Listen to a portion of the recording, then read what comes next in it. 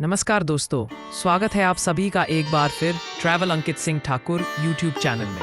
आशा है आप सभी स्वस्थ और बढ़िया होंगे।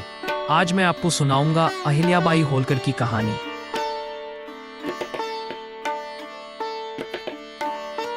भारत देश के इतिहास को बनाने में जितना योगदान भारत के बेटों का रहा है, उतना ही योगदान भारत की बेटियों का भी रहा है। एक तरफ जहां रानी दुर्गावती ने अकबर की सेना को झुकने पर मजबूर किया था, वहीं दूसरी तरफ रानी लक्ष्मीबाई ने भी अंग्रेजों का शासन मुश्किल कर दिया था। आज हम आपको इस देश की वीर बेटी की कहानी सुनाने जा रहे हैं, जिनके 30 सालों के राज्य में मध्य भारत में विकास का सूरज देखा। ये वीर बेटी थी महारानी अहिल्याबाई होलकर। अहिल्याबाई का जन्म 31 मई 1725 को अहमदनगर के जामखेड़ के चौगी गांव में हुआ। उनके पिता मानकोजी शिंदे गांव के मुखिया थे। जब गांव में कोई भी स्त्री शिक्षा का ख्याल मन में नहीं लाता था, तब मानकोजी शिंदे ने अपनी बेटी को घर में ही शिक्षा दी। अहिल्याबाई किसी शाही वंश से नहीं थी, लेकिन उनकी तकदीर में राज्य शाही लिखा था।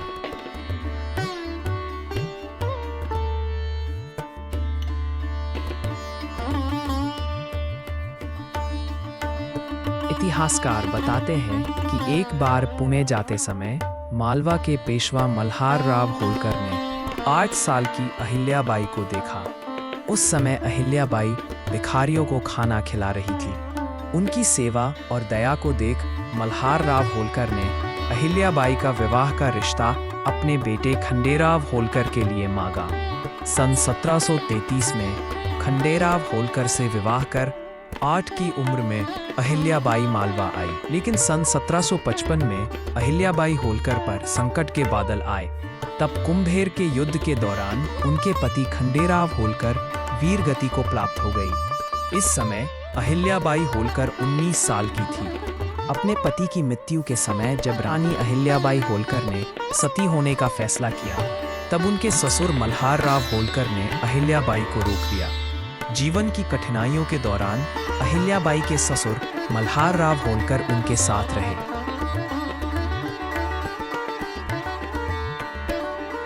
लेकिन साल 1771 में जब उनके ससुर का निधन हो गया, तब राज्य की जिम्मेदारी अहिल्याबाई होलकर पर आ गई थी। अहिल्याबाई होलकर के नेतृत्व में राज्य की जिम्मेदारी उनके पुत्र मनेराव होलकर ने संभाली। लेकिन 5 अप्रैल 1767 को मनेराव होलकर का निधन हो गया। अहिल्याबाई होलकर ने राज्य को अपने हाथ में लेने के लिए पेशवा को पत्र लिखा। 11 दिसंबर 1767 वे इंदौर की रानी बनी।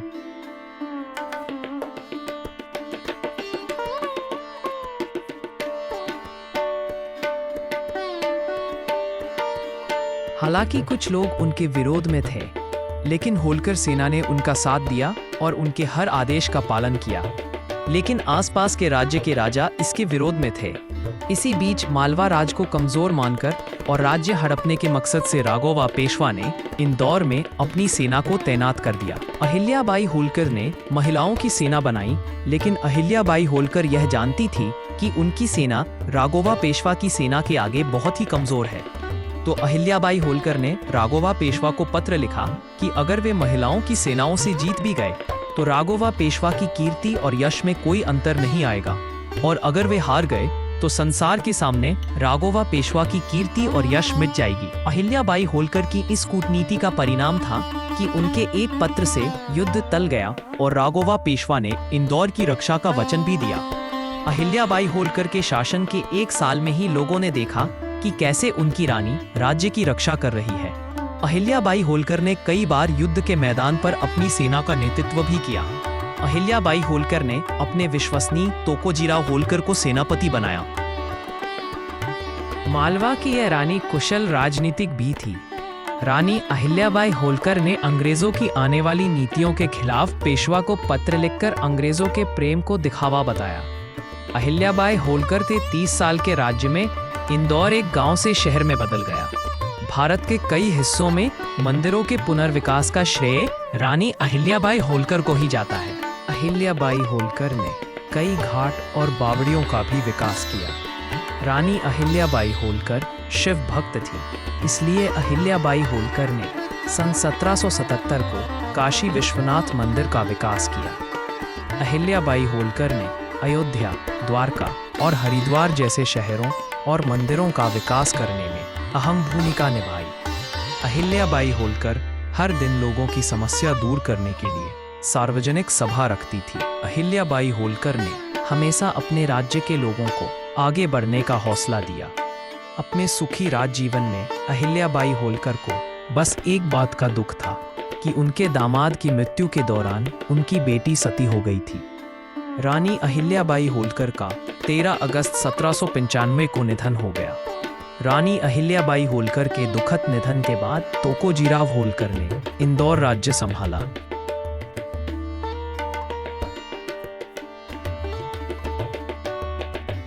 भले ही आज इंदौर मध्य प्रदेश की आर्थिक राजधानी हो और इंदौर को लगातार भारत के सबसे स्वच्छ शहर का दर्जा दिया गया हो, लेकिन आज इंदौर का नाम रानी अहिल्याबाई होलकर के साथ सम्मान के साथ लिया जाता है।